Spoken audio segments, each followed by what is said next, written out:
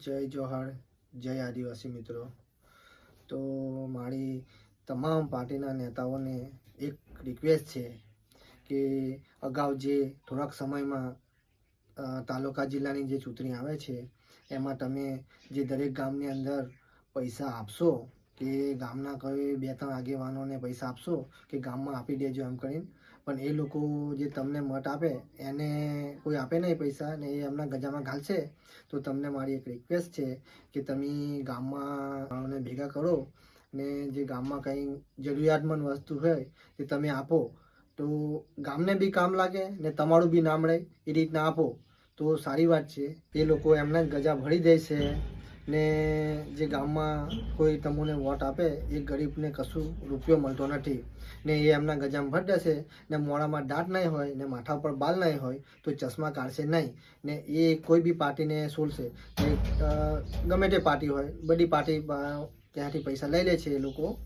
તો એ લોકોની કાયમ આદત પડી ગયેલી હોય પહેલેથી જ કે દરેક પાર્ટી ક્યાંથી પૈસા લઈ લેવાના ને તમને શું કહે છે કે અમે તમારી જોડે જ છે ને પછી પાછા બીજી પાર્ટીવાળા આવે એમને પણ કહેશે કે તમે તમારી જોડે જ છે ને એ બધી પાર્ટીઓમાં ગલોટિયા મારે છે ને એ પૈસા એમના ગજામાં ઘાલે છે ને ગરીબ જનતાને કંઈ રૂપિયો આવતા નથી. તો એટલી મારી રિક્વેસ્ટ છે કે તમે પૈસા આપવાનું બંધ કરો ને તમારે એટલી બધી જો પૈસા આપવાની હોય તો કોઈ શાળાની અંદર કે કોઈ શાળાની અંદર ને કોઈ ધર્મશાળા હોય એની અંદર જઈને તમે પૈસા આપો કે શાળાની અંદર આપશો તો સારું શિક્ષણ પણ મળશે ને બધું છોકરાઓને ભણવાનું પણ સારું રહેશે. એ રીતના તમને પછી એ પૈસા લેવાવાળા માણસ છે એ પાછા કોઈ બીજી પાર્ટી ક્યાંથી લીધા હશે પૈસા ને પાછા બીજી પાર્ટી ક્યાંથી લે પૈસા તો પછી પાછા પેલી પાર્ટી જીતશે એમાં જતા રહેશે. તાના પેલા જે ગામની જનતાને હશે એને કહે કે આને આપણે નથી મત આપ્યો, આને એમ કરો, પેલાને તેમ કરો, એવી રીતના આખા ગામમાં ધમકાવશે ને એ બધી પાર્ટીવાળાના પૈસા લઈ લેશે. દરેક નેતાને મારી નમ્ર વિનંતી છે કે પૈસા આપવાનું બંધ કરો ને જે ગામમાં જે કોઈ બી ગામમાં સમસ્યા હોય એ તમે ગામમાં જઈને પૂછીને તે કામગીરી કરો ને કોઈ માણસને કંઈ બી જરૂરિયાતમંદ વસ્તુ હોય એ તમે લઈ આપો. દરેક ગામની અંદર યુવાનો ઊભા થાવ ને તમારા ગામ માટે લડો કે તમારા શહેર માટે કે તમારા તાલુકા માટે કે ગમે તેની માટે લડો, ઊભા થાવ.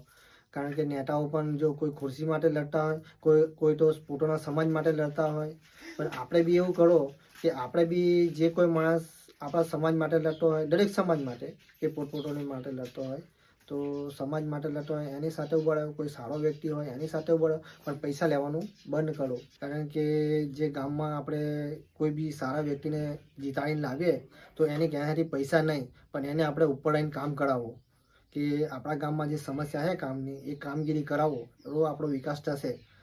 આપણો શું, ગામડાનો શું, નાના શહેરનો શું, આખા દેશનો વિકાસ થશે. પહેલાં તમે જે પેલા નેતાઓ હોય એમના ક્યાંથી તમે પહેલાં જ પૈસા પડાવી લેવો. કારણ કે તાલુકાનો નેતો હોય એમની પાસે એ આખો તાલુકાની લડવા માટે એ 30-40 લાખ રૂપિયા બગાડી નાખે તો પછી એ કાંથી વિકાસ કરવાનો છે? પહેલાં તમે જ પૈસા લઈ લો બધા ગામોમાં થઈને તો પછી એ માણસ કંઈથી આપણા ગામનો વિકાસ કરવાનો હોય? પણ પૈસા લેવાનું બંધ કરો ને બધા ગામમાં ગ્રુપ બનાવો, બધા છોકરા નવયુવાનો ઊભા થાવ ને પહેલાં જ કહી દેવાનું કે અમે મત આપીશું પણ અમારા ગામમાં જે આ સમસ્યા છે એ પહેલી લખાણ કરાવવાની ને પછી એને મત આપીને એ જીતીને આવે ત્યારે એની કહે એ કામગીરી કરાવવાની ને ના કરે તો એને બી કાયદેસર એના બી ઉપર અવાજ ઉઠાવવો.